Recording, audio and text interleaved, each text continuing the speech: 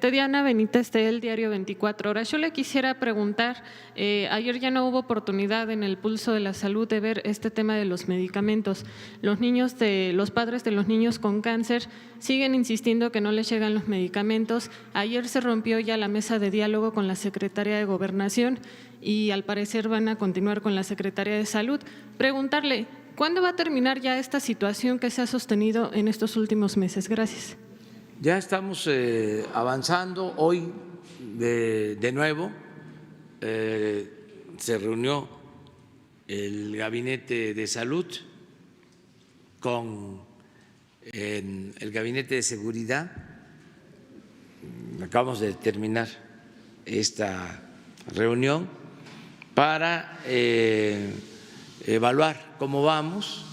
Ya se informó que se están comprando todos los medicamentos, tanto en México como en el extranjero, que no van a faltar los medicamentos, que había una situación pues muy anormal en el abasto de estos medicamentos, monopolios de empresas que eran las que abastecían a precios elevados, con ineficiencias y, desde luego, con corrupción. Entonces, ya se está atendiendo este asunto que es importantísimo y nosotros nos hemos dado de plazo para mejorar sustancialmente todo el servicio de salud pública el día 1 de diciembre, pero vamos a ir mejorando todo lo que es el abasto, haciendo todo lo que tengamos que hacer para que no falten los medicamentos, menos a los niños con cáncer, cumpliendo con nuestra responsabilidad. Desde luego, también que la gente sepa que hay una oposición política al cambio, hay una resistencia, hay una reacción, están participando dirigentes de partidos políticos alentando estos movimientos que, independientemente de quien los esté promoviendo, nosotros tenemos la obligación de que no falten los medicamentos.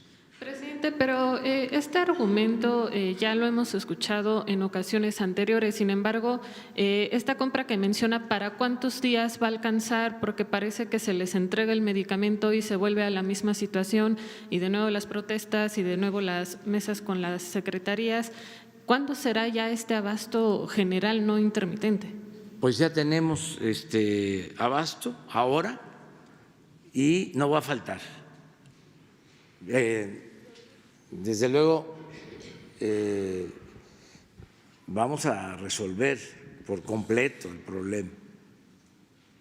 Ayer se le preguntaba al general sobre la falta de un medicamento en el hospital militar. Hoy van a informar de que es un asunto de un tipo de medicamento que no lo tienen en un hospital, ellos lo están investigando, pero que hay suficiente en otro. Y ya hoy mismo se ha dado la instrucción para que no falte el medicamento. Y va a informar hoy la Secretaría de Defensa sobre este caso. Una segunda pregunta, presidente, si nos pudiera platicar un poco de esta cena que tuvo ayer con varias empresas, por favor. Bueno, sí, es una reunión como las que tengo con empresarios, en este caso es una asociación de empresarios que tiene su sede en Nueva York, es la Sociedad de las Américas. Ellos agrupan a empresas, a corporaciones que invierten en México y en otros países y nos visitaron ayer. Se dio a conocer qué empresas representan los directivos que estuvieron ayer aquí.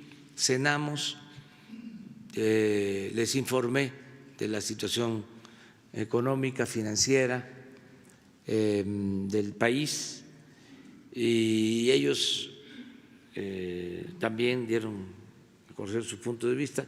En general, muy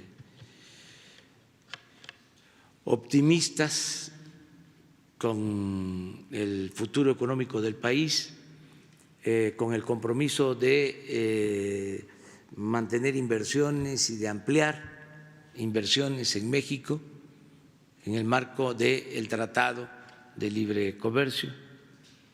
Fue una muy buena reunión. Yo estuve en Nueva York en esta asociación hace 2 años y la señora Susan, que es la que coordina la presidenta, esta es una fundación o una asociación que creó el señor Rockefeller. En aquel entonces nos atendió de manera muy respetuosa, nos ofreció una cena en Nueva York. Todavía era yo precandidato a la presidencia y ahora decidieron venir, estar en México, y sí son corporaciones muy grandes, todas tienen inversiones en el país y van a ampliar las inversiones. ¿Le dieron un monto de cuánto se ampliarían estas inversiones? Hablaron todos de los montos, pero yo no recuerdo. No hice la suma, pero sí miles de millones de dólares de inversión. Gracias, presidente. Vamos atrás, no, o sea, porque para que los de atrás tengan también. Gracias, señor presidente. Urbano Barrera, del diario Acciones. Qué bueno que toca el tema de la inversión extranjera. Yo quería comentarle 2 casos. Empiezo por el primero, el que tiene que ver con esto. Llegó a la Corte Internacional de Justicia de Washington una denuncia que presentan inversionistas de Estados Unidos, Canadá, Francia, Portugal, Italia y Argentina, porque les demolieron 17 inmuebles turísticos con un valor cercano a los $300 millones en Tulum, Quintana Roo. Estos predios, después de haber sido demolidos, se readjudicaron con malas prácticas, con contubernios de jueces del Poder Judicial local, y los afectados ya están reclamando. De este caso ya tiene conocimiento la Suprema Corte, el Consejo de la Judicatura Federal, y recientemente llegó la información aquí a la presidencia. La pregunta es esta: ¿qué garantías se le va a dar a los inversionistas extranjeros cuando quieran derramar fuertes inversiones? Ahorita se lo pregunto porque está por estallar este asunto en un par de semanas aquí. Inicialmente están demandando algo así como $50 millones que viene del gobierno anterior, de Roberto Borges Angulo, pero sin duda va a estallar en estos días. La pregunta en este caso es, ¿qué garantías se ofrecen? Sabemos que es diferente ahora. ¿Qué se va a hacer? ¿Se va a sancionar? ¿Se va a castigar? ¿Y qué mensaje se les manda ahora que hay una muy buena relación con el presidente Trump, con el ministro Justin Trudeau? ¿Qué se hace en estos casos y cómo se va a revisar? Esa es una pregunta y si me permite ahorita le plantearía otra. Precisamente la reunión de ayer se llevó a cabo en un ambiente de confianza hacia el gobierno de México. Saben muy bien, porque tienen información, que hay finanzas públicas sanas en el país y que se tiene un auténtico Estado de Derecho, que no hay, como antes, empresas predilectas y que no se cometen abusos, que se respeta el marco legal. Antes se insistía mucho por parte de los empresarios, había desconfianza y siempre el tema era el Estado de Derecho. Ahora ya no hay esa preocupación. Ya saben de que son reglas claras, ya saben de que están garantizadas sus inversiones, ya saben que no hay corrupción. Eso ha ayudado muchísimo. Ya saben que hay piso parejo para todas las empresas, que no se tienen empresas favoritas que lo acaparan todo. Entonces, lo que viene detrás, pues lo tenemos que resolver de conformidad con la ley, y lo que nos demanden, en este caso el Poder Judicial, lo tenemos que cumplir, aun cuando se trate de actos de corrupción o de abusos de autoridad de las anteriores administraciones. Tenemos que hacernos responsables. Pero estuvo, por ejemplo, anoche el representante de Chevron, que tienen contratos para explotar petróleo en aguas profundas. Satisfecho, contento de que no han tenido problema. Estuvo el representante de Amazon, que están invirtiendo en México y que están contentos. Algunos de ellos dijeron que recuerdo de una corporación que dijo que tenían en sus políticas como definición invertir en dos países, y uno era México. Y el secretario de Hacienda les preguntó, para no quedarse con la duda, que si cuál era el otro país, y dijo el representante de la empresa, China. Entonces, estuvieron de Sempra, que tenían las diferencias con lo de los gasoductos y que ahora quieren invertir porque quieren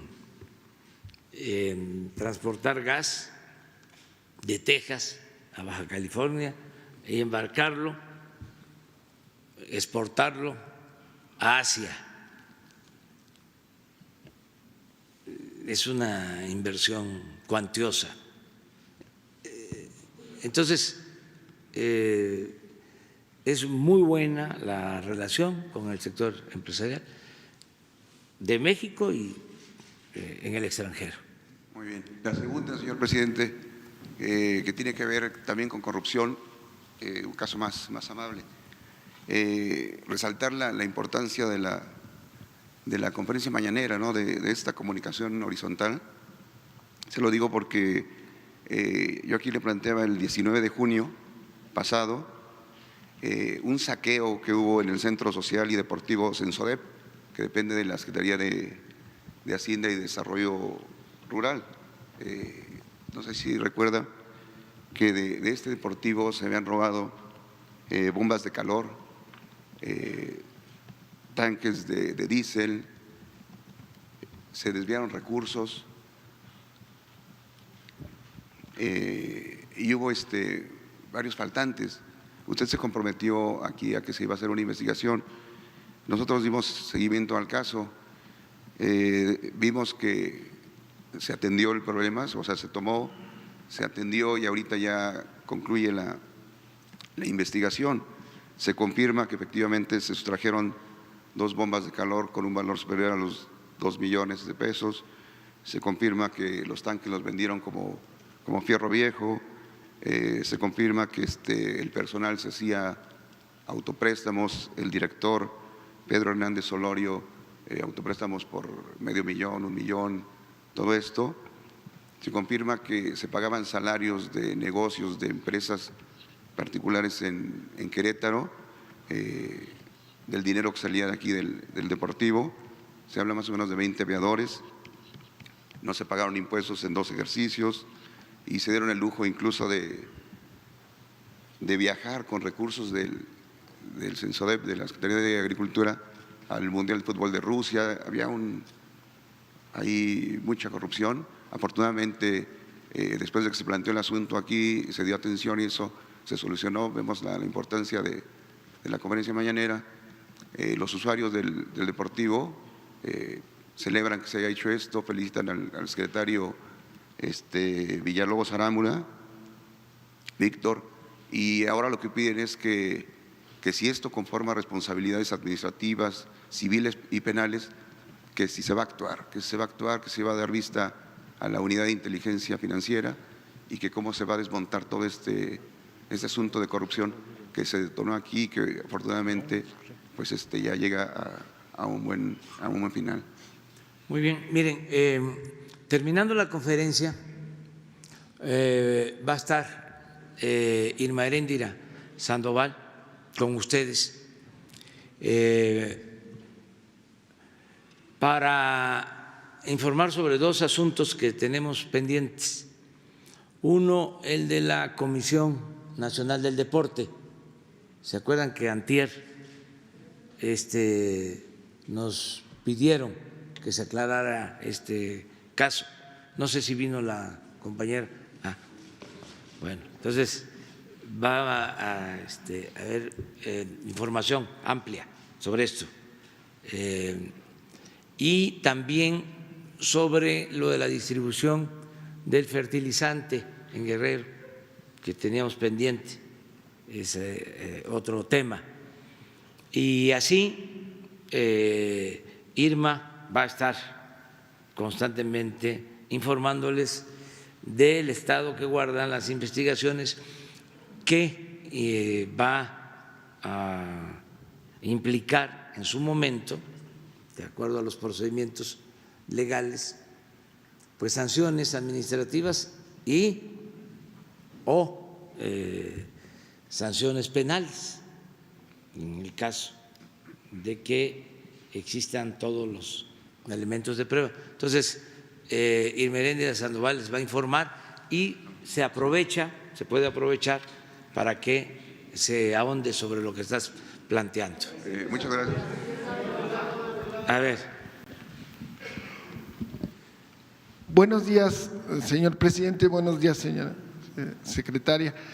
Yo quisiera preguntarle a la secretaria del Trabajo, ¿qué está haciendo su secretaría para prevenir y dar cumplimiento a la ley mexicana y a los acuerdos del Tratado del TEC-MEC en relación a los jornaleros agrícolas? Sabemos que este grupo es muy vulnerable.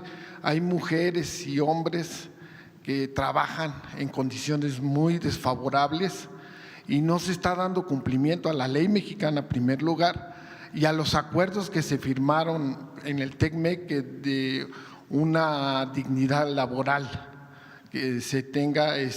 Sabemos que hay mujeres embarazadas que trabajan, la población de esta población casi todos son, en su mayoría son indígenas, que los traen de lugares de Oaxaca para trabajar en San Quintín, en Baja California.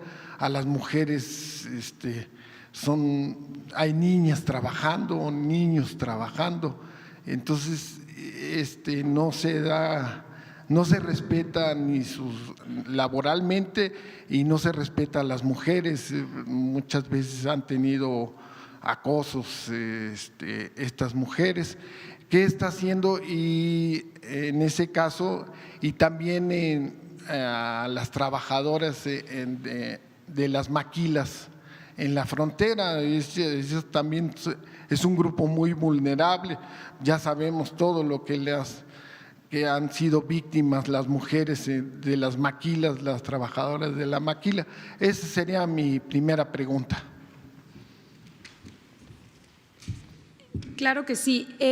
Respondiendo a la pregunta, y no solo producto del TEC-MEC, sino de la propia Constitución y de la Ley Federal del Trabajo que protege a los trabajadores y a las trabajadoras mexicanas, hemos venido identificando problemáticas muy específicas, pero que se profundizan más en ciertos sectores. Tal es el caso de jornaleros, incluso de las mujeres que trabajan en la maquila. ¿Referente a qué tipo de situaciones? De entrada, la informalidad en lugares formales, o ya sea que no los registran en el Seguro Social o que los registran por debajo de lo que realmente están ganando. Y otra de los focos rojos que también hemos venido haciendo verificaciones, inspecciones en diferentes centros de trabajo es el cumplimiento específico del salario mínimo en la frontera, que recordaremos el año pasado se duplicó, y que en este tipo, sobre todo del sector de jornaleros agrícolas y de las maquilas, se está haciendo un trabajo constante para que se dé cumplimiento a estos derechos básicos establecidos en la ley. Entonces, ¿qué estamos haciendo? Estrategias de entrada de verificación, ¿no? Tenemos este brazo inspectivo que nos permite llegar a los centros de trabajo y verificar que en efecto se estén dando cumplimiento a los derechos básicos individuales y colectivos, pero también se está trabajando con otras dependencias. Aquí ya informábamos incluso en alguna ocasión de la coordinación estrecha que se tiene con el Instituto Mexicano del Seguro Social para identificar este tipo de irregularidades cuando justamente los empleadores se están registrando por debajo de lo que realmente ganan los trabajadores o simplemente que no los inscriben en el Seguro Social. Y estos son los sectores, digamos, más afectados. Hemos atendido a varios grupos de jornaleros y en específico son estas, digamos, los primeros, las primeras afectaciones que le estamos dando seguimiento. No sin ello, obviamente, pues siempre abrir la posibilidad a esta organización colectiva de diferentes sectores, como es el caso de los jornaleros, a través de sindicatos auténticos que los defiendan y que puedan a través de la negociación colectiva también ir mejorando sus condiciones de empleo. Muchas gracias. Quisiera hacerle otra pregunta, secretaria.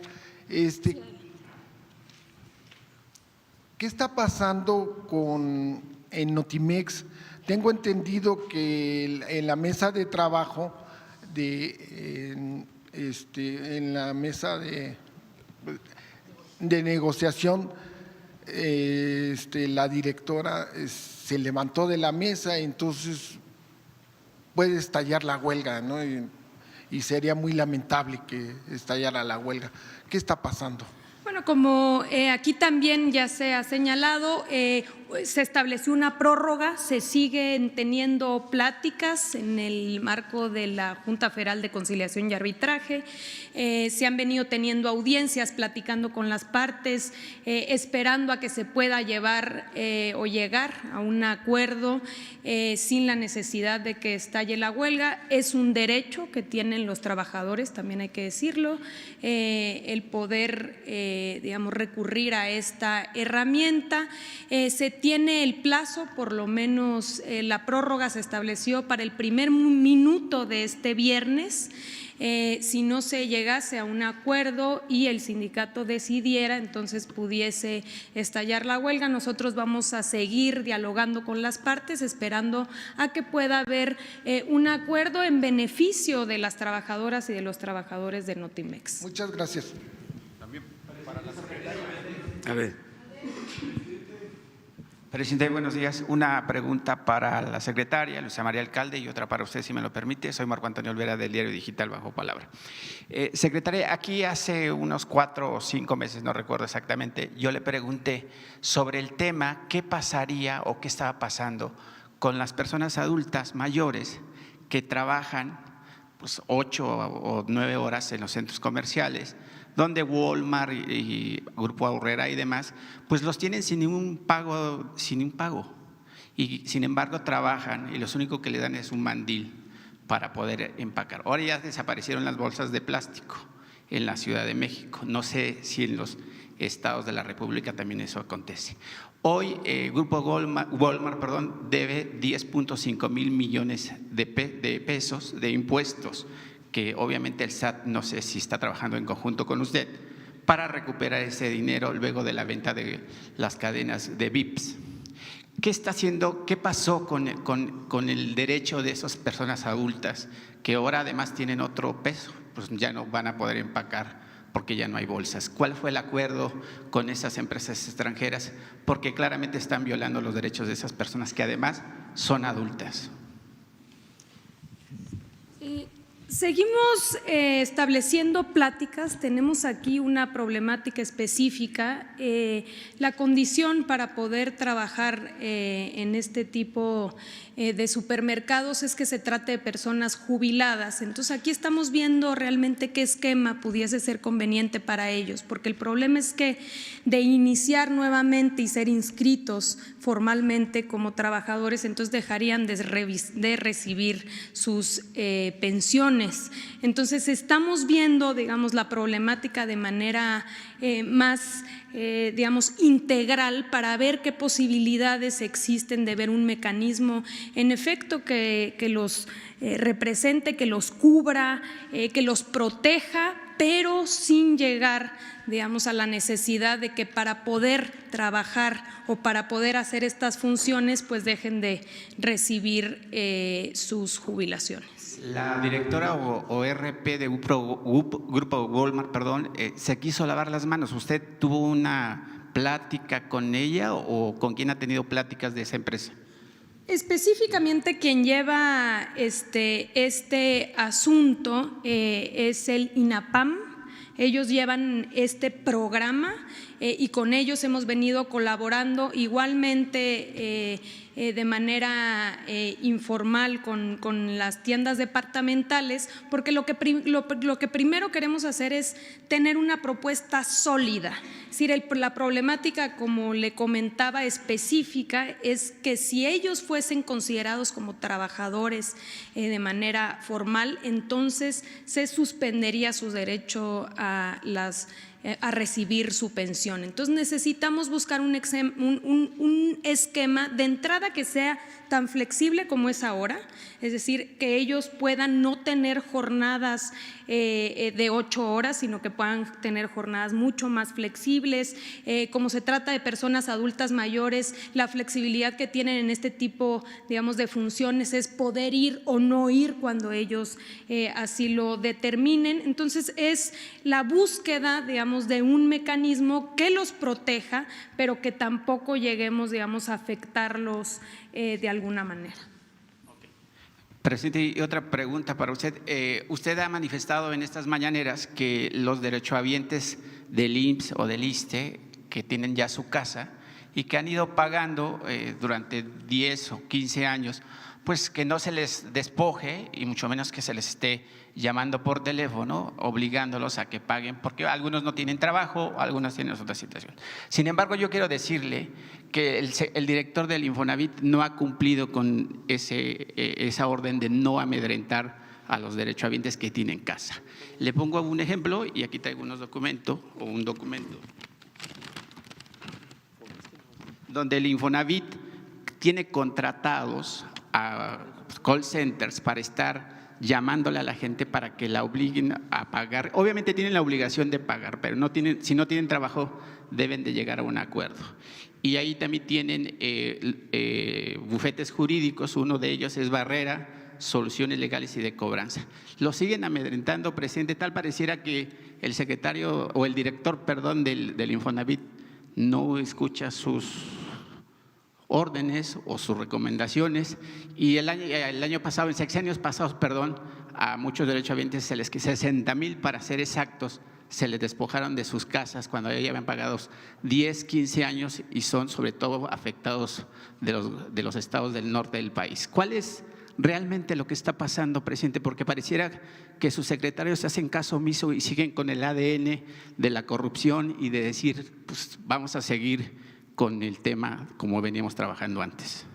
Bueno, están cambiando las cosas, hay desde luego resistencias al cambio, eso es público y notorio.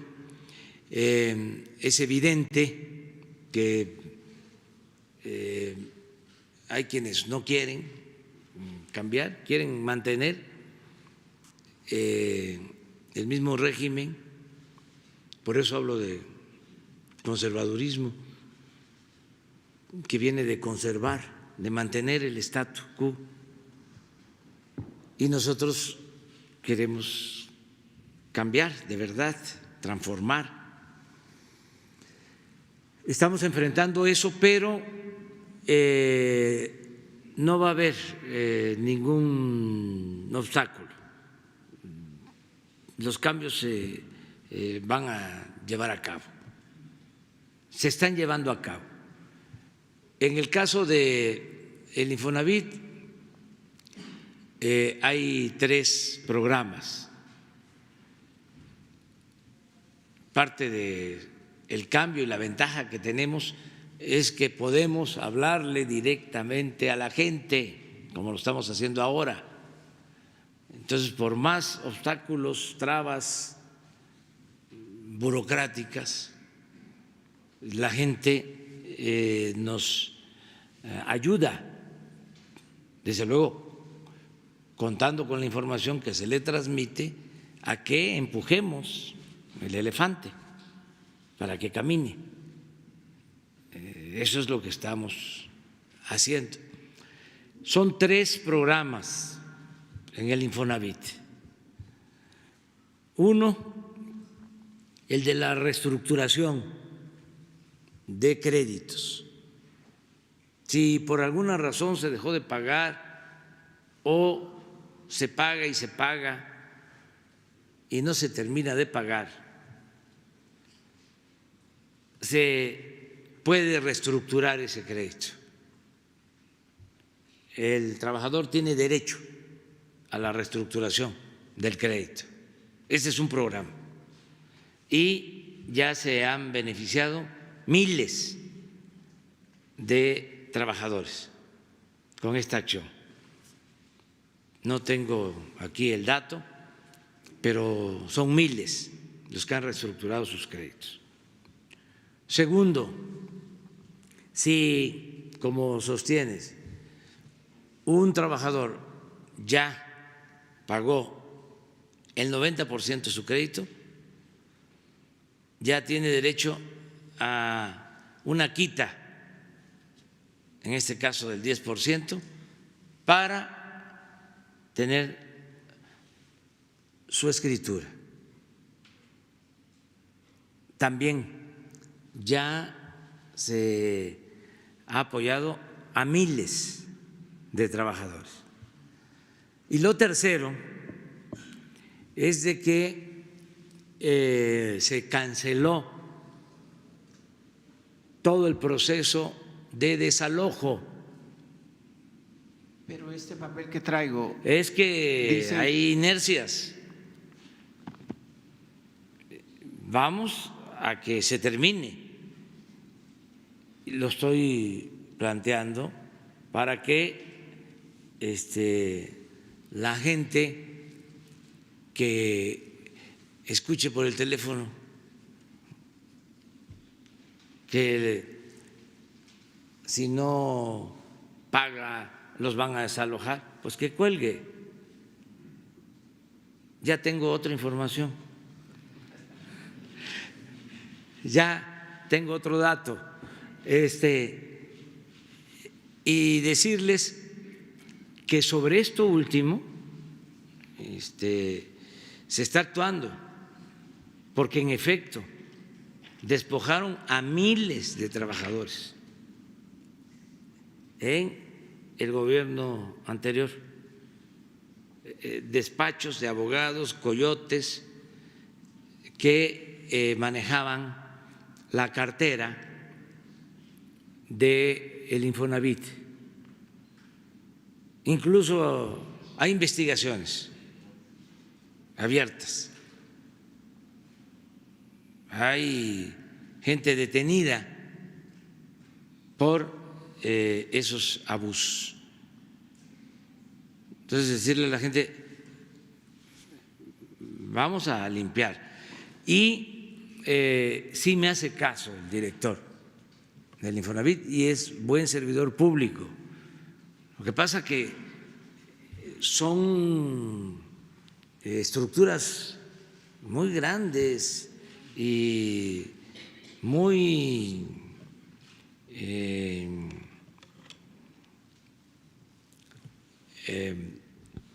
mal acostumbradas a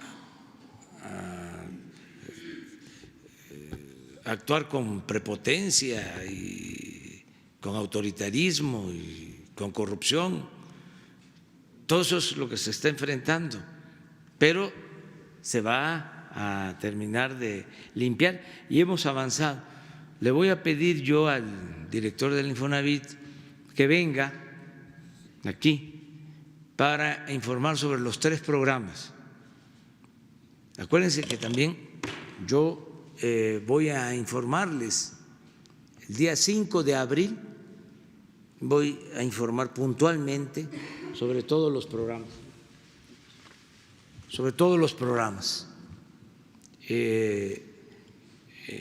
yo voy a estar informando cada 3 meses. Voy a informar el 5 de abril. Voy a informar el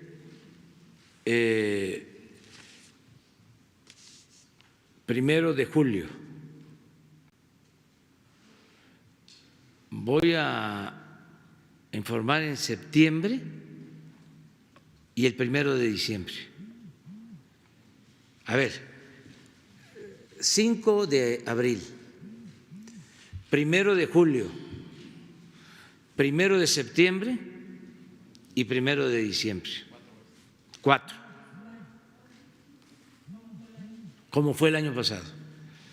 Entonces, ya ahí les doy a conocer cifras de todos estos programas, pero qué bueno que aquí estamos diariamente escuchando, ¿no?, los planteamientos de ustedes. Gracias, presidente. Aprovechando el tema de vivienda. Buenos días, presidente. Hans Salazar, ZMG Noticias, Zócalo Virtual, Grupo Político. Aprovechando el tema de vivienda que ahorita usted toca del Infonavit, el problema en el fondo de vivienda, pero del Foviste, hay una problemática que se mantiene. La situación no ha sido a la par, que ya hay beneficiados de estos 3 programas que usted ya ha puntualizado en este momento. Sigue el problema de las deudas que siguen creciendo, los despachos, toda esta dinámica que, bueno, ya no repetiría porque pues es un caso muy similar. Y en el Foviste el problema sigue creciendo, las denuncias y la problemática de los trabajadores al servicio del Estado siguen padeciendo este problema del anatocismo, el crecimiento de interés sobre interés. Quisiera yo preguntarle, presidente, al respecto, si se tiene programado algo, ya lo había anunciado usted, pero sin embargo sigue la problemática. Y ahorita una segunda pregunta a la secretaria, si me permite. Sí, aplica lo mismo para Foviste. Las 3 acciones del Infonavit aplican para el Foviste y vamos a informar también. Le vamos a pedir al director del Foviste de que nos informe cómo va el programa y decirle también a la gente, en este caso son los servidores públicos, en el caso de el Foviste, sean de las empresas paraestatales o de las dependencias del gobierno, los trabajadores al servicio del Estado. Entonces, lo mismo, hay también resistencias, mucha corrupción, el ISSSTE y por añadidura el Foviste. Ya conocen ustedes la historia. Imagínense los que manejaron esta institución en el pasado. Eran cotos de poder, se les entregaban.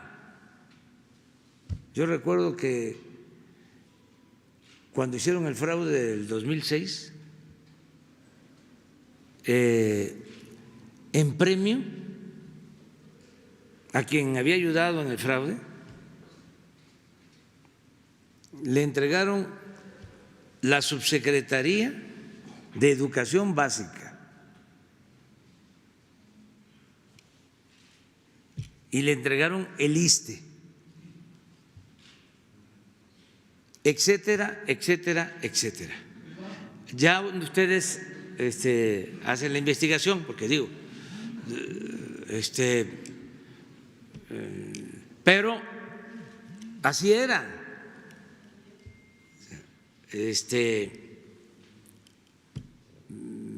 ¿Me ayudaste? Si eran de los machuchones, te doy Hacienda.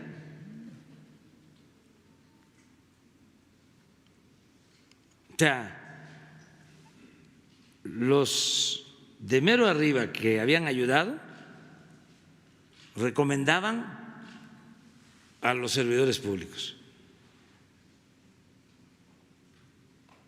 Y estoy hablando de recomendar al secretario de Hacienda, no estoy hablando nada más del ISSSTE. Claro que en todo había niveles, pero así estaba. Nada más que recordar eso, pues, es un sacrilegio en estos tiempos. Se incomodan los conservadores que yo hable de este tema. Dice, ya deje de estar hablando del pasado, ya, ocúpese de su trabajo, olvídese de lo que pasó, como diría la canción de los Bam Bam, lo que pasó, pasó. Una segunda pregunta. si me permite. El pasado 16 de enero del presente año, durante las grabaciones de la serie de Televisa Sin Miedo a la Verdad, en la locación ubicada en la calle Oriente 239E-28 de la Colonia Agrícola Oriental, los actores Jorge Navarro y Luis Gerardo Rivera, de 46 y 38 años respectivamente, perdieron la vida al caer de un puente a 5 metros de altura, desprovistos de equipo de protección, faltando así a las normas y protocolos de seguridad para trabajos de altura, estipulados por la Secretaría del Trabajo y Previsión Social, publicadas en el Diario de la Federación, dejando así 2 viudas y un hijo de 6 años huérfano. Ante los hechos, la ANDA ha declarado a los medios que no le corresponde a la asociación revisar que las medidas de seguridad se cumplan. Por otro lado, la producción retomó grabaciones de la serie sin haber hecho una declaración de lo sucedido y sin ser cuestionada por la seguridad de su set. Un grupo de actores independientes han solicitado lo siguiente, y esos son 3 puntos muy puntuales que planteo aquí: que se esclarezca el caso y haya transparencia en los hechos; 2, que se indemnice de manera justa a las viudas; y 3, leyes que garanticen seguridad en el set, frente y detrás de las cámaras. Incluso ellos han pedido una reunión, pues en este caso si se pudiera con la Secretaría del Trabajo o eventualmente pues con quien se designara. No sé si pudiera responder esto. Sí, yo conozco del caso porque se dio a conocer, se difundió. Gracias, presidente. ¿Cómo se llama este gran actor de Sonora? Jesús. Jesús Ochoa. Y Joaquín Cosío también. Sí. Y Joaquín. Gracias, presidente. Tenemos mucho contacto con la ANDA y en efecto hay leyes laborales que establecen claramente las condiciones idóneas para evitar este tipo de accidentes. Habrá que evaluar específicamente para el caso de los sets de televisión y en general, y con mucho gusto nosotros podemos atender a la ANDA, al sindicato, para poder ver una ruta hacia adelante. Estos actores, disculpe secretaria, pues son independientes y no les han hecho caso ni en la ANDA. No sé si concretamente estos actores no les han hecho caso incluso en la ANDA. No sé si los pudiera particularmente a los actores independientes recibirlos, Por darles… supuesto que sí, las puertas de la Secretaría del Trabajo están abiertas para poderlos recibir y en su caso para poderlos acompañar. Recordemos que acá en la Secretaría del Trabajo tenemos la Procuraduría de Defensa del Trabajo, que también es una herramienta al servicio de los trabajadores para este tipo de casos, en este caso de indemnizaciones, si fuese el caso. Gracias, secretario. Gracias, presidente.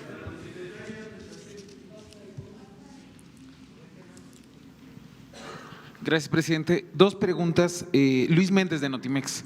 La primera es respecto al tema de pasta de conchos. A mí me gustaría preguntarle a la secretaria si Grupo México pagará algún tipo de indemnización una vez que soltó esta concesión. Digo, entiendo que se pagó ya una indemnización a las familias por los mineros atrapados, pero ¿bastará solamente con regresar la concesión? ¿Habrá algún tipo de castigo? ¿Qué pasará judicialmente con esta empresa que, bueno, ahora suelta la concesión, pero durante mucho tiempo se negó al rescate de estos cuerpos? Si me pudiera contestar, por favor, secretaria, y luego le hago una segunda pregunta, presidente. Nosotros en la dependencia estamos específicamente dedicados a hacer todos los esfuerzos necesarios para el rescate. No llevamos ningún procedimiento, digamos, ni administrativo ni penal. Creemos que es una buena noticia el hecho de que la empresa Grupo México, digamos, voluntariamente regrese la concesión al Gobierno de México, y seguiremos actuando con las diferentes dependencias con miras específicas a esto que consideramos, pues digamos, una deuda que durante muchos años, como bien aquí sabemos, pues digamos no se restableció ese mecanismo de justicia, no solo para las familias, sino para toda la zona carbonífera de Coahuila y sin duda para nuestro país, que es lo que significó, pues digamos, este accidente. Entonces no llevamos nosotros ningún tipo de procedimiento con ese tema. Presidente, mi segunda pregunta es, ayer la presidenta del Consejo Nacional de Morena, Berta Luján, buscaba darlo de baja como congresista nacional del partido que usted fundó. Me gustaría que me diera una opinión respecto a esto, si usted considera que se le necesita dar de baja.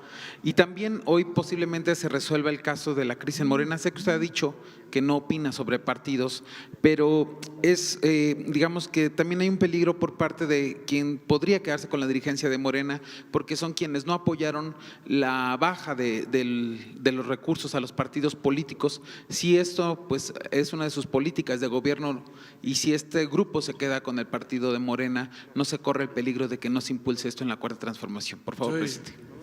Estoy en huelga. Estoy en huelga. Nada más decir que es importante el que el Grupo México haya accedido a entregar la concesión de la mina. Esto no limita el derecho de los familiares de las víctimas a sus procesos de indemnización o a cualquier otra reivindicación laboral, social. Nosotros nos comprometimos a rescatar los cuerpos de los mineros y la secretaria me planteó que era necesario el tener el terreno, la concesión, y le solicitamos a el presidente del Consejo de Grupo México que nos entregara la concesión, que ayudara, y nos respondió de manera afirmativa, es decir, aceptando. Me envió una carta con ese propósito. Esto, pues, lo tenemos que reconocer, porque si no se iba a iniciar un proceso jurídico,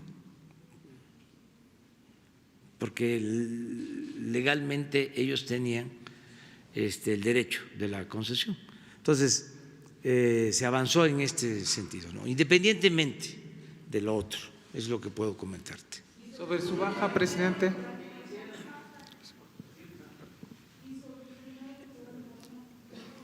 Ya dije que estoy en huelga.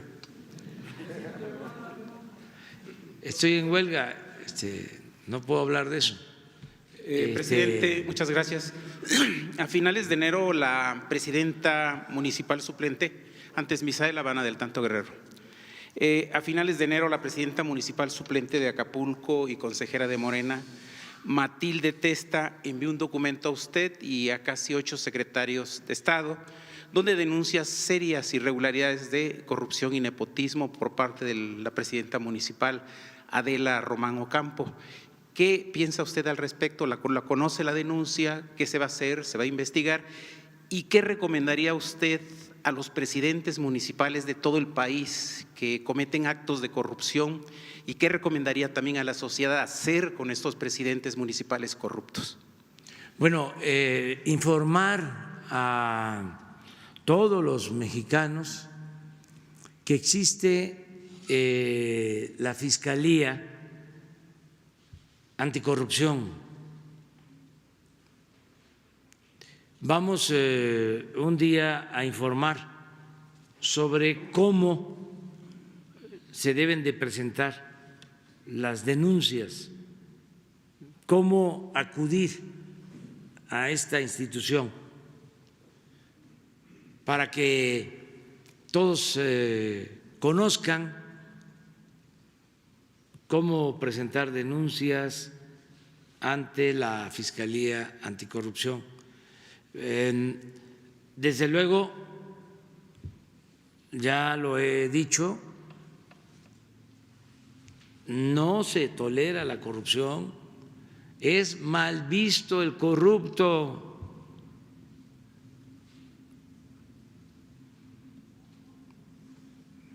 Fuchi. Pero sí conoce la denuncia, presidente, del documento que le llegó, son como 9 hojas. No lo vi. También que quede claro que nosotros nos ocupamos del gobierno federal. Los gobiernos locales tienen que regirse por los poderes legislativo, en el caso del Poder Judicial, son los jueces de los tribunales superiores de justicia los que deben de actuar. Incluso hay en cada gobierno estatal lo mismo, oficinas de fiscalización que deben de ocuparse de estos casos. Y existe, repito, la Fiscalía Anticorrupción, que no se permita a nadie la corrupción, y aunque se nos cuestione, es realmente inaceptable que los servidores públicos utilicen los cargos para enriquecerse, y no lo vamos a celebrar nunca. Es algo que ya no se va a festinar, pero corresponde a las instancias estatales, municipales. También, hablando en plata, en la medida de que se vayan acercando los procesos electorales, no es tu caso, como muchos servidores públicos estatales o federales van a aspirar a ser candidatos. Esto es para que también lo tengamos aquí en cuenta. Se van a hacer acusaciones, ¿sí?, con mayor intensidad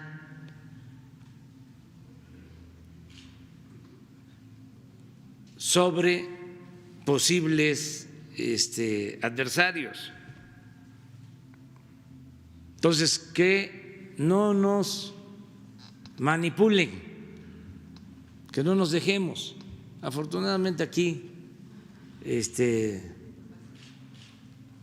pura gente consciente, puro periodista, mujeres y hombres profesionales, independientes, cercanos al pueblo, distantes al poder y a los grupos de intereses creados. Pero cuidar eso, porque si no, a ver, lo voy a balconear en la mañanera. No es el caso, ¿eh? Sí, en este caso ella es consejera de Morena y es presidenta suplente por Morena. Por eso, no meternos en eso, o sea, entre menos nos metamos en la politiquería, coloquialmente llamada grilla, mejor, porque la mañanera tiene su nivel. La gente por eso nos ve si no actuamos con profesionalismo, con objetividad, se desacredita este espacio que es muy importante para informar, para que haya mensajes de ida y vuelta.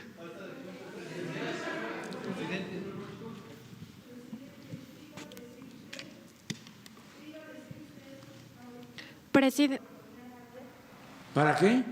Ahorita dijo usted, aquí voy a balconear a alguien, ya me interrumpió. No, más bien que no es para… No, que no, yo no, que puede ser que sin darnos cuenta,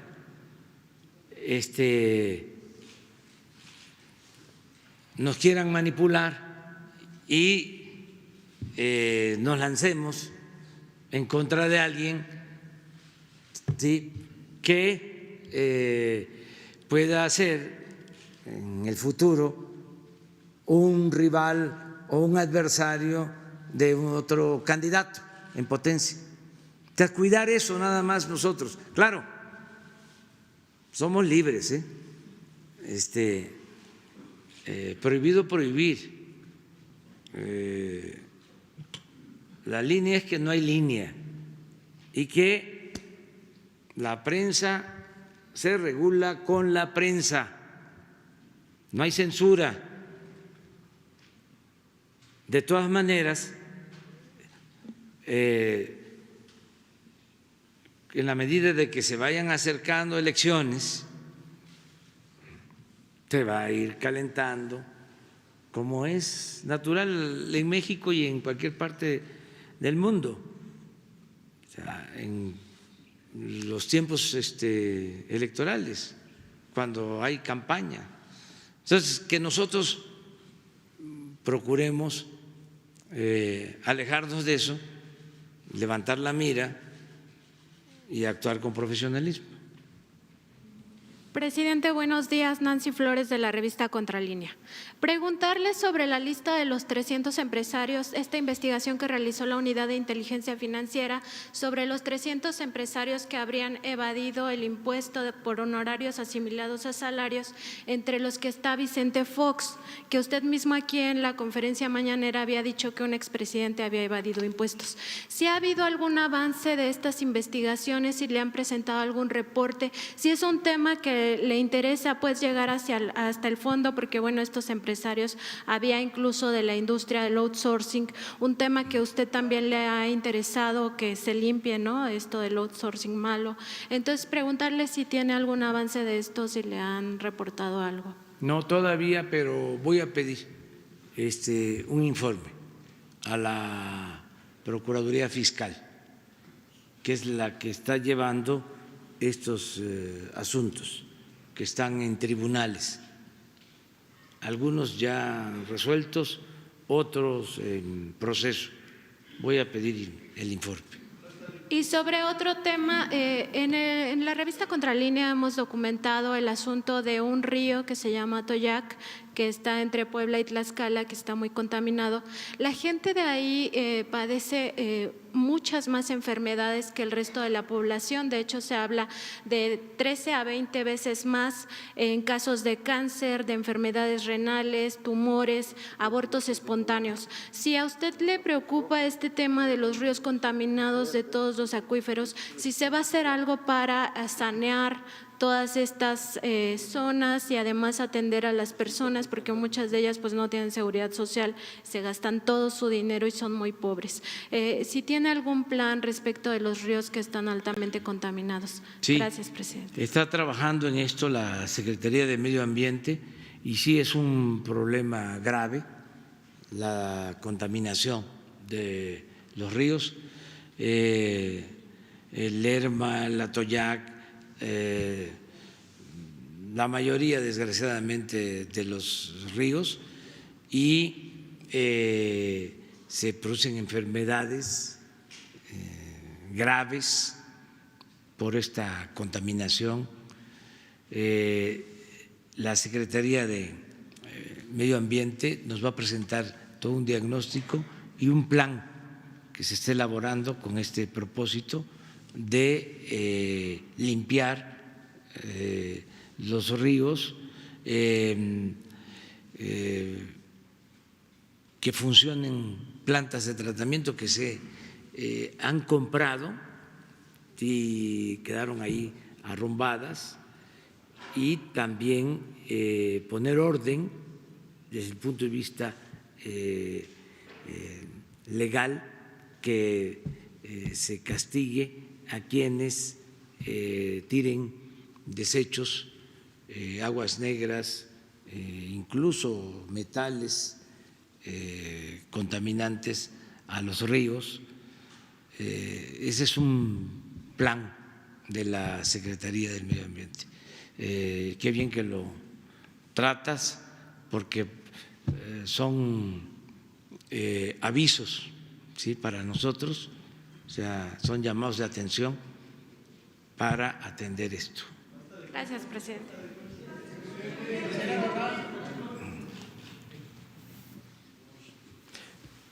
Buenos días. Jesús, lo de la contaminación del río, lo de Víctor Manuel Toledo. Buenos días, presidente. Buenos días a todos. Antonio López, de La Razón. Tengo un par de preguntas. La primera para la Secretaria del Trabajo, que nos platique, por favor, ya se comenzaron los trabajos preliminares para el rescate de estos cuerpos en Pasta de Conchos. Saber cuánto dinero se ha ejercido en todos estos estudios geológicos y cuánto es el dinero cuál es el recurso total que se prevé utilizar. También saber si ya en octubre, conforme nos lo presentó, se estará rescatando ya los cuerpos, y pues qué mensaje le daría a los familiares de estos mineros a 14 años de lo sucedido. Gracias. Pues el mensaje y la instrucción presidencial es no descansar hasta que logremos el rescate. Se hizo un convenio, como aquí lo presentamos, con el Servicio Geológico Mexicano, que podemos poner a su disposición, si no mal recuerdo, de cerca de 6 millones de pesos para poder hacer estos estudios.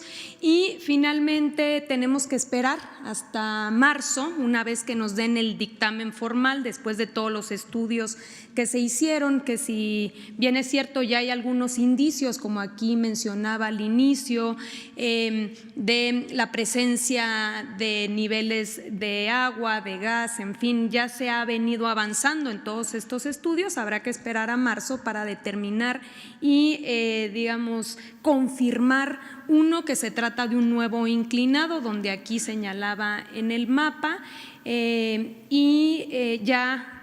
teniendo eso confirmado, entonces pudiesen hacerse estimaciones en el futuro, que cuando se tengan se van a informar.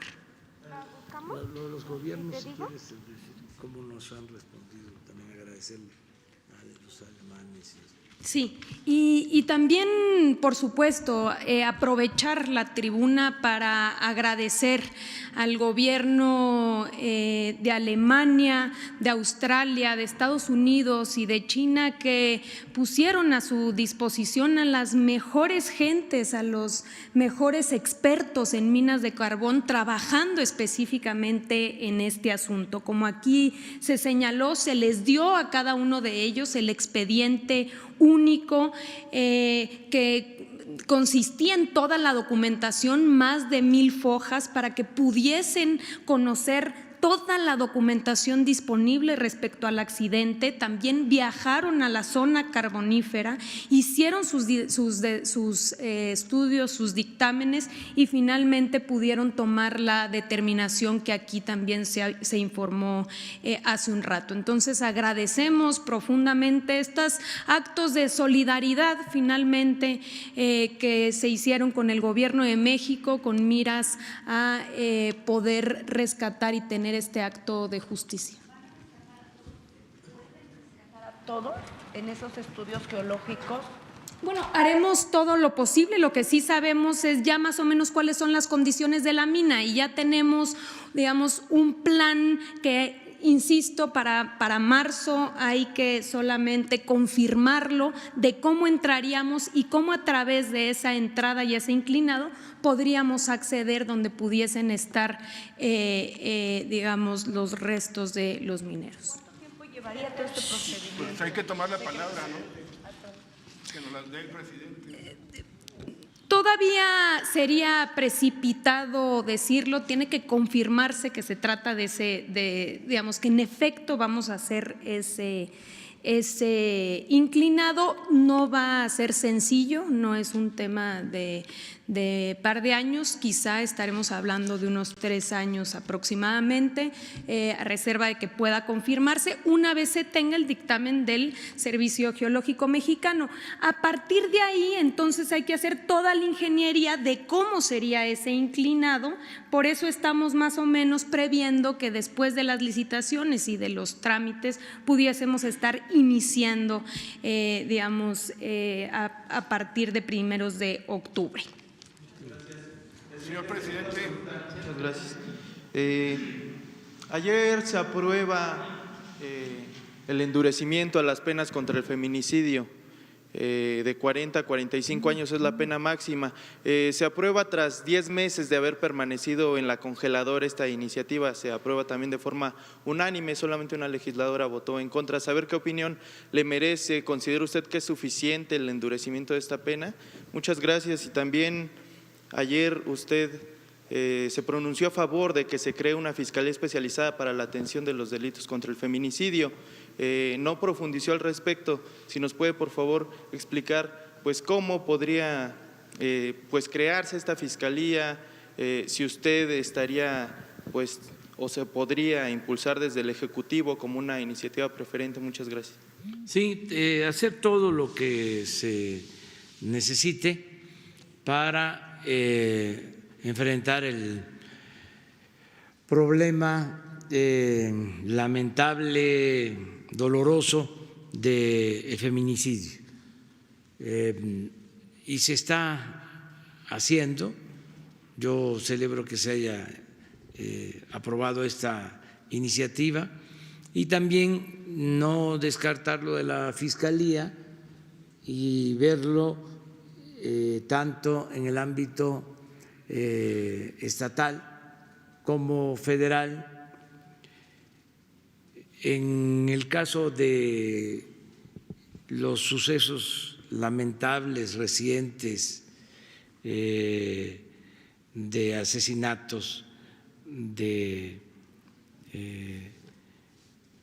una mujer, una niña que dolió mucho, conmocionó a la sociedad, toda la investigación está a cargo del gobierno de la ciudad y le tenemos mucha confianza a la jefa de gobierno, a Claudia Sheinbaum, y estamos seguros de que cada vez se va a conocer más sobre estos lamentables casos, repito, y yo insisto, porque ya ven, soy perseverante, yo insisto que hay que atender las causas, que sí, deben de haber leyes severas, castigos, cárcel, medidas coercitivas, pero lo mero principal es luchar por una sociedad mejor. Le planteaba, presidente, que la iniciativa se aprueba tras 10 meses de permanecer en la congeladora. ¿Será producto de la presión social? Sí, que se haya desde aprobado? luego, desde luego. Por eso es importante la participación de los ciudadanos. Si no hubiese tomado Villa y Zapata la Ciudad de México, no se hubiese promulgado la ley agraria del 6 de enero de 1915 para garantizar el derecho de los campesinos a la tierra. Si no hubiese habido revolución, no se hubiese contado con la Constitución del 17. O sea, los movimientos sociales son los que permiten que haya avances en el terreno de la justicia. Entonces, todo lo que se puede hacer por conseguir una sociedad mejor se tiene que llevar a cabo. O sea, yo celebro que estos asuntos se ventilen, se discutan, que haya debate, que se conozcan las causas, que se profundice, porque antes no se hablaba de esto. Ahora hay una sociedad muy participativa. ¿Impulsaría usted el tema de la Fiscalía como iniciativa preferente del Ejecutivo? Sí, en el caso de que eso sea lo que se requiera, se necesite. No quiero dejar de considerar lo que están haciendo en el gobierno de la ciudad. Están trabajando sobre este asunto y ayuda mucho el que sigamos insistiendo en que debe de haber justicia en el sentido amplio de la palabra y que se tiene que acabar con la corrupción y con la impunidad y que tenemos que fortalecer valores culturales, morales, espirituales y que debe de procurarse la unidad en las familias, evitar la desintegración de las familias. Y aunque no les guste, se debe de moralizar la vida pública, purificar la vida pública, es más, porque eso calienta más. Estoy convencido de que no solo es una crisis por falta de bienes materiales, es una crisis por pérdida de valores y la familia es fundamental. La izquierda cometió el grave error de hacer a un lado a la familia y le dejó a la derecha, con toda su hipocresía, el tema de la familia. Nosotros consideramos que es fundamental mantener unida, integrada la familia, sobre todo la familia mexicana, que es fraterna, que es solidaria. Si no tuviésemos esos valores, si no fuese por la fraternidad familiar, esto sería un infierno. Lo que ha evitado una mayor descomposición social ha sido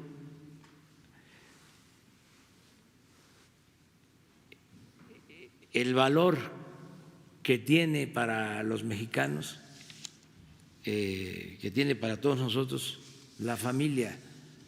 Es la principal institución de seguridad social. Entonces, eso lo tenemos que seguir planteando y no dejar la parte legal, no dejar las reformas a la Constitución, las leyes, el castigo, las cárceles, la severidad, el que no haya impunidad, que no haya protección para los que cometen delitos. Todo eso hay que seguirlo haciendo. Pero no lo olviden, la paz y la tranquilidad son frutos de la justicia. Dinamarca. Vamos a los ejemplos, porque no estoy hablando al tanteo. No tiene corrupción, no hay corrupción en Dinamarca. ¿Y saben? No hay pobreza y no hay inseguridad ni violencia. No hay corrupción. Y está demostrado que a menos corrupción, menos pobreza, menos inseguridad, menos violencia.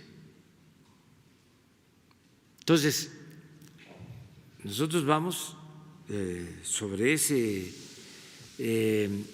propósito de acabar con la corrupción, de fortalecer los valores, y esto va a ayudarnos a tener una sociedad mejor y a que no se cometan estas atrocidades que son producto de la descomposición social. El hombre es producto y la mujer de circunstancias. Entonces hay que cambiar las circunstancias. Buenas tardes, presidente. Buenos días. Alberto Rodríguez, de SDP Noticias. Precisamente sobre estos cambios culturales que se pueden impulsar para que el feminicidio quede en el pasado, para que la violencia de género quede en el pasado, grupos feministas le solicitan, lo exhortan a hacer cosas que están en la cancha del gobierno federal, 3 en específico. Una es capacitar a todos los servidores públicos federales y procurar que en los estados y municipios también suceda, darles una capacitación sobre conciencia y violencia de género. Otra es que se incluyan temas feministas en los libros de texto del de primaria, cuando menos historia del feminismo en libros de texto del de primaria. Y lo tercero es una campaña amplia, como la que se está haciendo esta de Juntos por la Paz, en la que se denuncie la cultura machista. Y bueno, yo entiendo de buena fuente que este tipo de campañas amplias a nivel nacional sí funcionan. El gobierno está pensando, aunque sea en estas 3 medidas, y en caso de que esté pensando en estas 3 medidas, ¿tiene una fecha de arranque para estas medidas? Son muy buenas las 3 propuestas y tienen que ver con nuestro plan de desarrollo y es lo que llevan a cabo en la Secretaría de Gobernación, en el Instituto de las Mujeres, pero vamos a ser más concretos, más eficaces, llevar a la práctica las 3 cosas que tú estás proponiendo. Todo lo que hagamos en ese sentido es bueno. Y en una segunda pregunta, usted acaba de mencionar que se pueda hacer uso político de estas conferencias mañaneras, pues que llegue gente con, digamos, preguntas sembradas, como se les conoce. En este sentido, y dado que viene la elección intermedia de 2021, ¿ha usted pensado en suspender este ejercicio durante la duración de las campañas o hacer o al menos tener un mecanismo para evitar que las mañaneras pues tengan claros fines político-electorales? Sí, no, ya con esto que estamos advirtiendo, no se van a tocar temas políticos electorales. No deben tocarse esos temas. O sea, hay muchísimos temas, o sea, todos los días. O sea, pero suspender las mañaneras, imagínense, habría fiesta en los conservas, o sea, ¿cuánto lo celebrarían? ¿No? Imagínense, ¿no? Nos tendrían nada más sentaditos en el banquillo de los acusados. Si así vean la prensa hoy, ahí se los dejo de tarea, teniendo esta posibilidad de réplica, imagínense que no comunicáramos, que no ejerciéramos nuestro derecho a informar, nos quedaríamos en estado de indefensión. ¿Cuántas calumnias se seguiría aplicando aquello de que la calumnia cuando no mancha tizna? Entonces, o ahí sí que ofrezco disculpa, ¿no? Por adelantado. Y no descartamos los sábados y los domingos.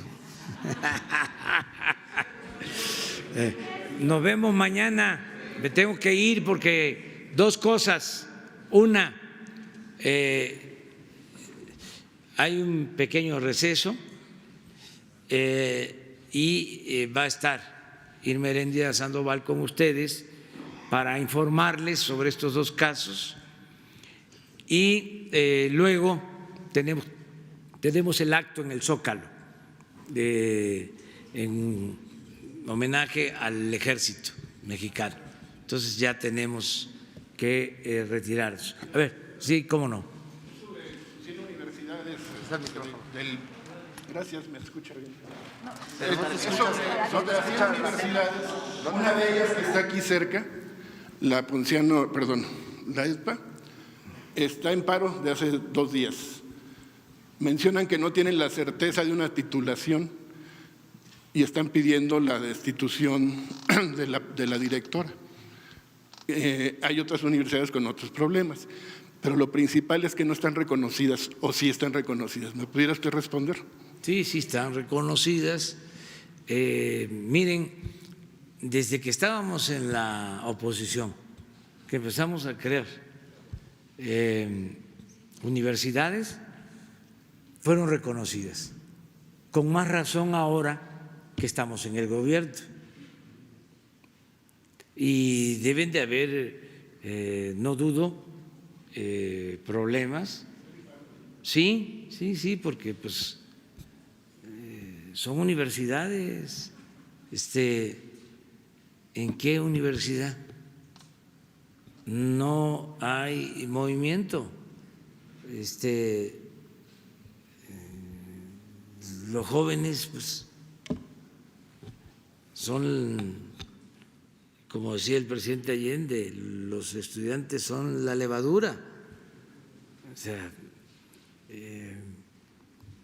hay diferencias y todo, pero se arregla, todo se puede conciliar mediante el diálogo.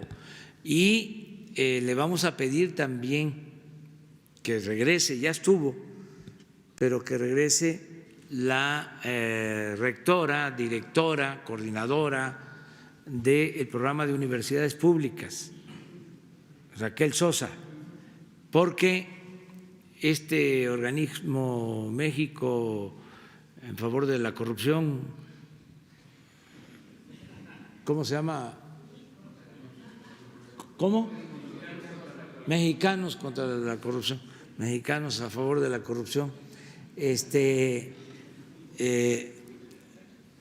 hicieron una denuncia de las 100 universidades, porque ellos apostaron durante mucho tiempo a la privatización de la educación. Deberían de ser sinceros, no de como decía el finado Fidel Velázquez, ¿no? Soy charro y qué. O sea, estos deberían de actuar así, con sinceridad, no con la hipocresía. Es decir, no me gusta la educación pública, o sea, estoy en contra de la educación pública, estoy a favor de la educación privada. Deben de estudiar nada más los que tengan para pagar colegiatura y dejar de estar simulando. Entonces vamos a pedirle a Raquel que venga, porque para este organismo estas universidades son patito, está como el periodista que dijo que las medicinas que estábamos comprando en el extranjero eran piratas, o sea, pero es por lo mismo. Entonces le vamos a pedir a Raquel que venga, que informe y que incluso se dé a conocer lo que está sucediendo en esta universidad.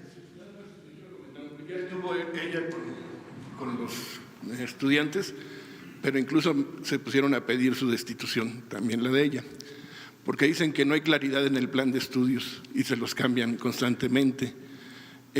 También tienen problemas con las becas los muchachos y con los pagos los maestros. Ahora los están haciendo, tenían unas especialidades los maestros y ahora los están haciendo con un horario de 8 horas completo. Eso es lo que ellos exponen, además de que la primera generación ya salió hace un semestre y no se han podido titular, no hay un plan de titulación. No es que venga yo aquí a armar ni que esté de acuerdo yo con Mexicanos contra la corrupción, pues eso es problema de ellos, ¿no? No. Yo lo único que le digo es lo que veo. No te estoy confundiendo, al contrario, agradezco que estés haciendo el planteamiento porque nos permite informar y es lo que vamos a hacer. Correcto. Que venga a Raquel Sosa e informe. Sería muy porque bueno. Para nosotros es uno de los mejores programas. Pues claro. Fíjense lo que son las cosas. A mí me llena de satisfacción que los jóvenes no sean rechazados y que tengan la posibilidad de estudiar. O sea, a veces se dice, sí, ¿y para qué estudian? Si cuando terminan no tienen trabajo. Aún con ese supuesto, que desde luego puede rebatirse, porque estudiar es fortalecer el espíritu, fortalecer la conciencia, encontrarle sentido a la vida. El estudio es fundamental, es básico para la existencia. Bueno, pero también hay otra cosa. Se defiende más en la vida el que estudia que el que no estudia. Entonces, el estudio nunca está de más, nunca. Aquí hemos hablado de que la escuela es el segundo hogar eso está probado. Si hay problemas, si hay dificultad en la familia, el segundo hogar es la escuela, ¿sí? Y ayuda a que los jóvenes se reencuentren con la convivencia que se da en las escuelas, con otros estudiantes, con la orientación de los maestros. La escuela es importantísima, es mucho mejor la escuela que la calle, que dejar a los jóvenes sin tutela, sin posibilidad de una convivencia sana, sin ir a la escuela. Entonces, para nosotros es muy buen programa. De todas formas, le vamos a pedir a Raquel que nos explique. A mí me ayuda mucho todo esto porque así puedo también evaluar. Así nadie está confiado de los que tienen responsabilidad de ejecutar programas. Nadie puede decir a mí que me importa, yo estoy… No, de repente aquí sale algo y a ver, ¿qué estás haciendo? Informa. Todos tenemos la obligación de informar. Entonces, que venga, Raquel. Muy bien, muchas gracias. Nos vemos.